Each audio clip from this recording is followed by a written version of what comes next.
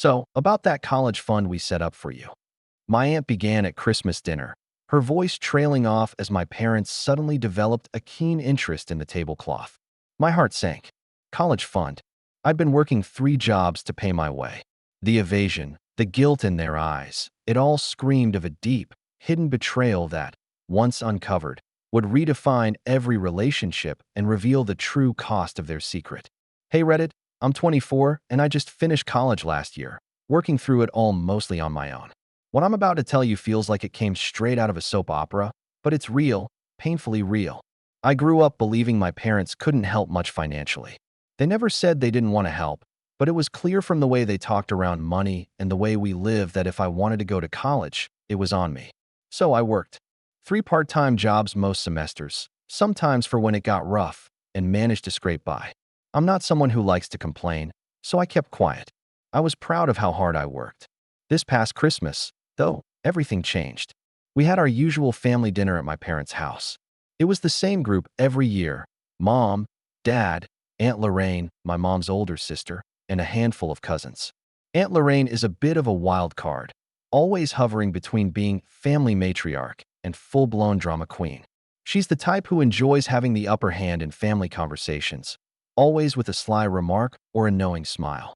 Dinner had gone fairly normal. Awkward conversations about work, the weather, and who was still single. Then, just as we were moving toward dessert, Aunt Lorraine suddenly leaned forward, fixing me with a look that was a little too sharp, and said, "So, about that college fund we set up for you."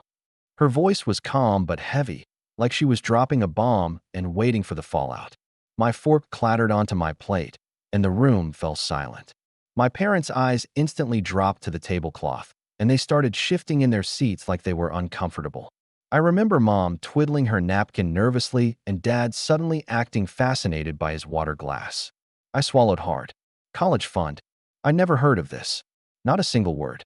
If anything, the only money I ever got from them for school was in the form of loans I had to pay back somehow. They never mentioned any savings, trust funds, or anything of the sort. I had been working multiple jobs and stressing over every single tuition payment, every textbook, every rent check. So, I finally said, voice tighter than I wanted it to be, "What college fund?" Aunt Lorraine gave me this slow, calculating smile like she was enjoying watching me squirm. "Oh, sweetheart," she said, "it's complicated. Your parents thought it was best to keep it quiet for now. They didn't want to complicate your life."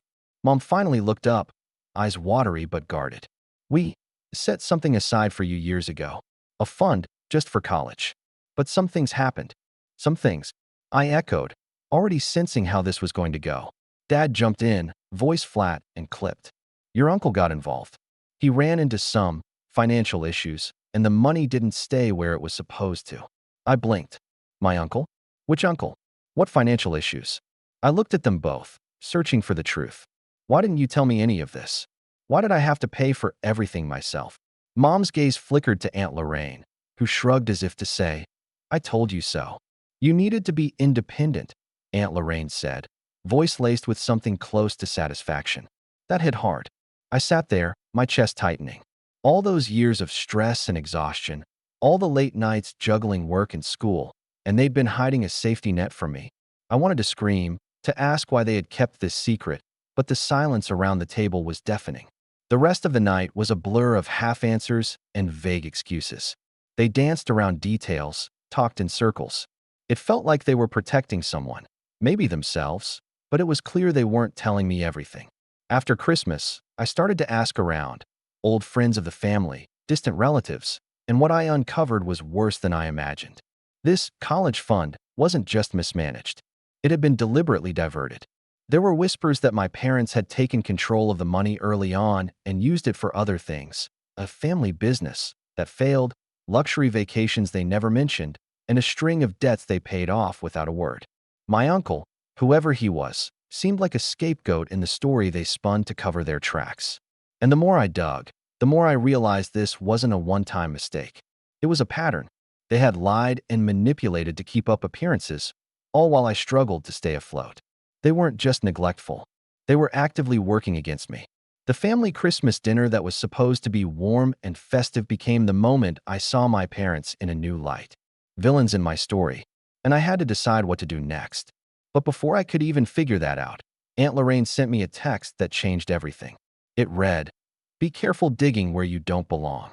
That text from Aunt Lorraine, the warning, was the moment I understood just how deep this went. It wasn't just some family secret they'd hide out of shame or embarrassment. No, this was something darker, more calculated. And suddenly, I wasn't just the wrong daughter. I was someone poking a hornet's nest. For days after Christmas, I couldn't focus. I went back to the tiny apartment I rented across town, the one I'd paid for with the sweat of my own labor and multiple shifts, and I stared at my phone like it was going to explode with answers. But the silence from my parents was deafening. I tried calling. No answer. Texted. No reply. Even my usual attempts to visit them at their house were met with cold shoulders and half-hearted excuses. It was like I didn't exist. I started piecing things together from what little I had. Aunt Lorraine's casual, complicated explanation. The evasive looks from Mom and Dad. The fact that the college fund money was never mentioned until it suited their narrative at Christmas. And then that chilling text warning me to stop. So, I turned to the people no one expected me to talk to. First, I messaged my Uncle Simon, the uncle Dad had vaguely blamed for the missing money. I didn't know him well. He'd always been a bit of a mystery in family stories. The little I'd heard was mostly from my parents, painting him as irresponsible and untrustworthy. But his response shocked me. Simon didn't deny knowing about a fund set up in my name. In fact, he said the money was never his. It was put into a trust managed by my parents, with clear instructions that it was strictly for my education. Simon said he had nothing to do with the fund or any debts related to it. "It's not my fault they spent it," he wrote bluntly. "They promised it would be yours, but your parents treated it like their personal ATM." That was the first real confirmation I got that my parents were lying outright. The following days felt surreal. I started contacting distant relatives, people who'd been around when the fund was supposedly set up. Some remembered discussions between my parents and financial advisors, but none mentioned any financial troubles involving Simon. In fact, there were hints that the money was transferred from a trust my grandparents had set up before they passed, specifically for my college expenses. The more I uncovered, the clearer it became. My parents had taken the money, not borrowed it, not mismanaged it. They had taken it and spent it on things that had nothing to do with me. They bought a second car that neither of them needed. They took a vacation to Europe for 2 weeks the year I was struggling to pay rent. There was even an entry in their bank statements labeled home renovation that coincided exactly with the semester I nearly dropped out because I couldn't afford textbooks. Each new detail cut deeper than the last. And when I confronted my parents with what I was discovering, their reactions confirmed what I feared. I arranged to meet Mom alone one afternoon at a quiet cafe near their neighborhood. I laid it all out. The messages, the bank records, the stories I'd heard. Her face hardened. "Why are you digging up the past?" she asked, voice sharp. "Because you stole from me," I said bluntly. "You promised a fund for my college, and you used it for your own luxuries. I worked my ass off while you lied." She looked away, but not before I caught a flicker of guilt, quickly masked by resentment. "Your father and I did what we had to do," she said. "You don't understand the sacrifices we made for this family." "Sacrifices?" "I sacrificed everything," I said, voice trembling. "I sacrificed sleep, time with friends, even my health. And you stole what was supposed to be mine." "What?" She shook her head, her voice dropping to a whisper. "You're too young to understand the bigger picture. You never saw the bills, the debts. Your father's business was failing, and we had no other way." That's when I saw the full picture, at least the one they wanted me to see. My dad had been running a small construction company for years. It had hit a rough patch, and he'd been desperately trying to keep it afloat. According to Mom, the college fund was redirected to cover debts and prevent bankruptcy. But that didn't explain the luxury trips or the renovations on a house I barely recognized. I pressed her. "What about the vacation? The second car? The renovations?" She faltered. "We needed to keep up appearances. People judge when you fail. We had to protect the family name." The family name. Suddenly, it all clicked. To them, I was just a line item in a ledger. A cost to be managed or swept under the rug, not a daughter they were supposed to support. The sacrifices? Not for me, for their pride. But the more I thought about it, the more I realized their selfishness was a pattern, not an exception. Aunt Lorraine's warning text suddenly made more sense. She wasn't just a meddler. She was a protector of this corrupt family empire, ready to silence anyone who threatened to expose it. I knew I wasn't safe. And then, a week after the cafe meeting, something unexpected happened. I got a call from a lawyer. The voice on the other end was firm but polite. "Miss Harding? I'm calling on behalf of your parents. They've authorized me to inform you that if you continue to pursue any claims or inquiries into family finances, they will take legal action." Legal action? As in, threaten me with lawsuits over something that was clearly theft? I couldn't believe it. They weren't just going to hide their lies. They were going to intimidate me into silence. The weight of it all hit me hard that night. I sat in my small apartment, surrounded by college textbooks I'd bought with my own money, the walls closing in as I tried to make sense of how my own family had betrayed me so deeply. But anger was beginning to burn in me, slow and steady. This wasn't going to end quietly. I decided to fight back. Over the next several weeks, I started gathering everything: bank statements, emails, texts, financial records, testimonies from relatives, even old photos from the yearbooks and family albums that showed the vacations and renovations. It was painstaking, slow work. Every discovery peeled back a layer of the carefully constructed lies they'd built around me. And then one evening, I received an anonymous envelope slid under my door. Inside was a folder labeled simply, "Proof." Photos of my parents, laughing on yachts. Receipts from luxury stores. A copy of a deed showing that renovations were actually to a property they'd purchased under their names alone. But most chilling was a letter, typed and signed, but clearly written by someone with insider knowledge. It said, "They think you're too naive to see. Keep digging. The truth is darker than you imagine." My heart raced. Who had sent this? And what truth did they mean? That's where I am now, deep in the mess of a family I once trusted, uncovering betrayal after betrayal, knowing the stakes are getting higher. The next Christmas is 6 months away, and I've been invited to a family meeting that my parents insist I attend. Aunt Lorraine's been texting more frequently, cryptic warnings mingled with thinly veiled threats. The family meeting was scheduled for early June, exactly 6 months after that disastrous Christmas dinner. I had spent those months preparing in ways I never imagined I would, learning about finance, gathering evidence, building a quiet but solid case. I wasn't just a hurt daughter anymore. I was someone with a purpose. The invite itself was a text from my mom. "Please come home for a family meeting. It's important."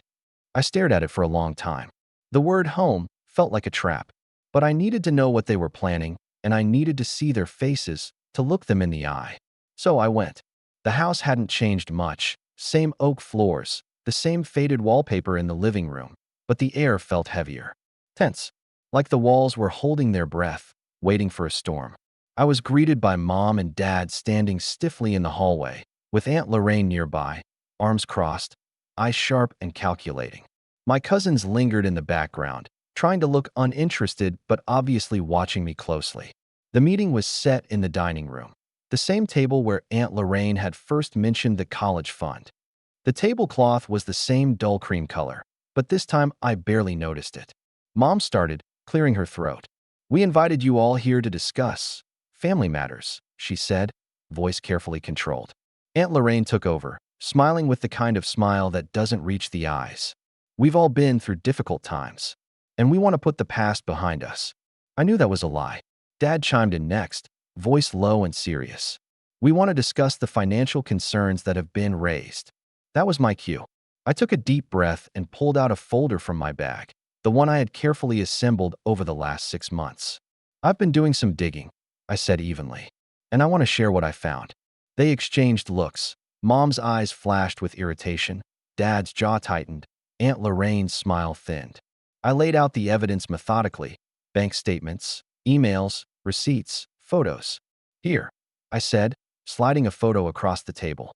"This was the summer of 2018. You were in France for 2 weeks. The college fund was supposed to cover my tuition that fall. Instead, you went on vacation." Mom's face hardened. "We earned that vacation," she said stiffly. "You don't understand what your father and I sacrificed to keep this family together." "I understand enough," I replied. "You sacrificed my future." Dad leaned forward, voice cold. "You don't know what you're talking about. That money was never guaranteed. It was a loan, an investment."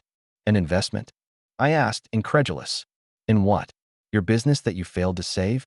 Or your lifestyle? Aunt Lorraine interjected sharply. Watch your tone. We're family. But family doesn't steal from each other, I said, standing up, voice firm. The room went quiet. That's when Aunt Lorraine's demeanor shifted. I suggest you think carefully before accusing us further, she said, voice low but threatening. You don't want to start a war you can't finish. Her words weren't empty threats. I knew she had connections, influence. She thrived on control. I took a breath, steadying myself. Then let's call it what it is. You stole from me. You lied. And now, I'm done pretending this family is anything but toxic. There was a flicker of surprise on Mom's face, but it was gone quickly. You think you can just walk away with nothing? Dad said. I don't want to walk away. I want justice. And that's when the real game began. In the weeks after the meeting, I started quietly informing my lawyer of everything. I knew they'd try to intimidate me. Aunt Lorraine's texts were growing more frequent, veiled warnings and reminders of the consequences of pushing too far. But I didn't back down. Then, I began my own subtle revenge. I started by sharing what I knew with family friends, distant relatives, and even some community members who'd admired my parents' perfect family image. The facade they'd spent decades building was crumbling. One afternoon, I sent an anonymous email to the local newspaper, attaching proof of the financial mismanagement and lies. It wasn't an exposé, but enough to raise eyebrows. Within days, murmurs began. People I'd known since childhood started asking questions. A few friends suddenly distanced themselves, unsure which side to take. Meanwhile, Aunt Lorraine's calls and messages turned sharper, more desperate. You don't know what you're doing, she warned. Stop this now. I refused. I even began attending small local business meetings and community gatherings where my parents had influence, carefully planting seeds of doubt. The final blow came unexpectedly. One evening, I showed up at a charity gala where my parents were honored for their community contributions. I waited until their speeches were done, then approached the microphone. Calmly, I spoke into the mic, outlining the truth about the college fund, the money stolen, the lies told. The room froze. My parents' faces turned pale. The news spread quickly. Suddenly, the family that once ruled the neighborhood with pride and prestige was the talk of whispers and sideways glances. And in their eyes, I was the villain. But I wasn't done yet. After that night at the charity gala, when I stood up in front of the entire room and revealed the truth about my parents, the world I had known began to unravel, and much faster than I expected. At first, the shock in the room was palpable. The stunned silence followed by whispered conversations made it clear that what I had said wasn't just gossip, it was a bombshell. But my parents were quick to react. In the days that followed, they launched a coordinated effort to spin the story in their favor. They claimed it was all a terrible misunderstanding, that I was confused or misinformed, and that my accusations were exaggerated. Carefully crafted public statements were released, full of vague phrases about family challenges, unforeseen circumstances, and difficult times we had to navigate. Yet, despite all the carefully chosen words, they never once addressed the core issue, the stolen college fund and the lies they had told for years. But the damage was irreversible. Once the truth had been spoken aloud, it spread like wildfire. I had sent an anonymous tip with supporting documents to the local newspaper shortly before the gala, and once they ran the story, the reaction from our small community was immediate and unforgiving.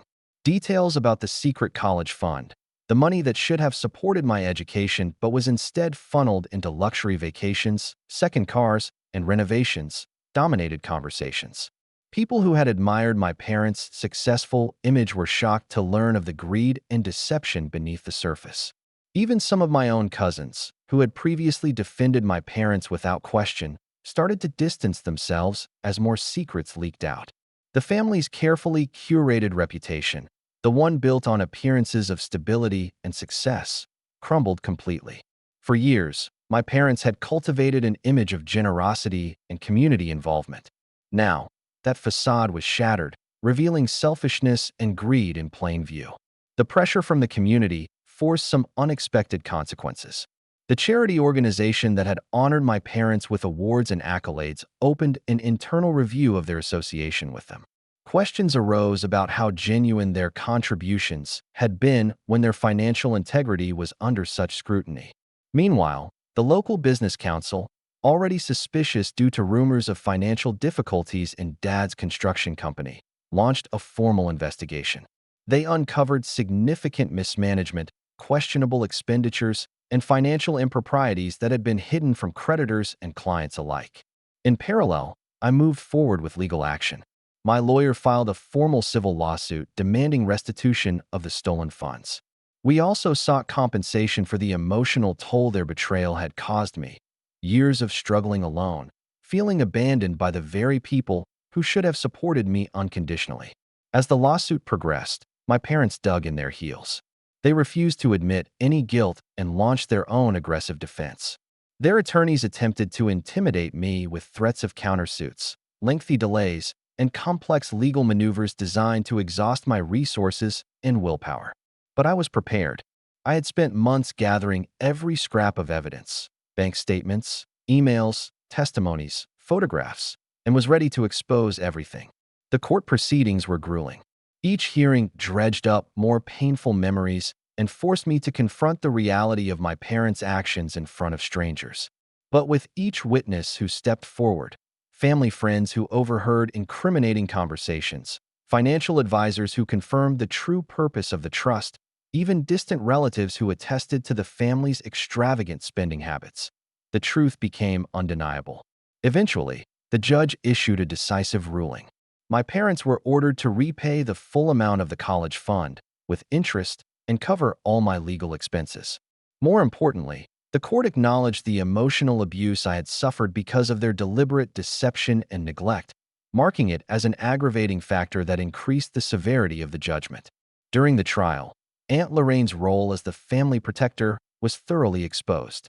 Emails she had sent to me warning me to stop digging, along with evidence of attempts to intimidate witnesses, were submitted into evidence. Her reputation, once seen as a pillar of the family, was irreparably damaged. She had been complicit in the cover-up and actively worked against me every step of the way. Socially, the fallout was devastating for my parents. Former friends who had once sought their company stopped returning calls or even acknowledging their presence. Invitations to community events and social gatherings ceased. The standing they once enjoyed was destroyed. Dad's construction company, burdened by the negative publicity and the financial strain of the legal battle, folded soon after the verdict. After the final judgment, my parents attempted to reach out privately, offering half-hearted apologies that felt more like attempts to manage the damage than genuine remorse. They sought to patch things up on their terms, hoping to salvage whatever dignity they had left. But I did not respond. I was no longer the same person who had quietly borne their betrayals for years. The family I had once believed in, the people who were supposed to love and protect me, had shown their true colors: selfish, manipulative villains who placed their own pride and greed above their daughter's future and well-being. I made the conscious decision not to forgive them. Some wounds run too deep, and some betrayals are too profound to be overlooked. Instead, I focused on rebuilding my life on my own terms. With the restitution funds, I paid off my student loans in full and moved to a new city, far from the toxic environment where I had grown up. There, I started a small business, slowly gaining financial independence without relying on anyone's empty promises or broken trust. My relationship with my parents is effectively over. I maintain limited contact with a few cousins who sided with me, but for the most part, I have created distance and peace. Looking back, the pain of their betrayal still stings deeply. It hurts to realize that the people who should have been my biggest supporters chose instead to put their own interests first, leaving me to struggle alone. But in exposing their lies and fighting for justice, I reclaimed my voice and my future. Sometimes, family isn't about shared blood or history. It's about who stands by you when everything falls apart. And mine, they chose not to. Thanks for watching. Share your thoughts in the comments. If you like this story, don't forget to like and subscribe for more content like this.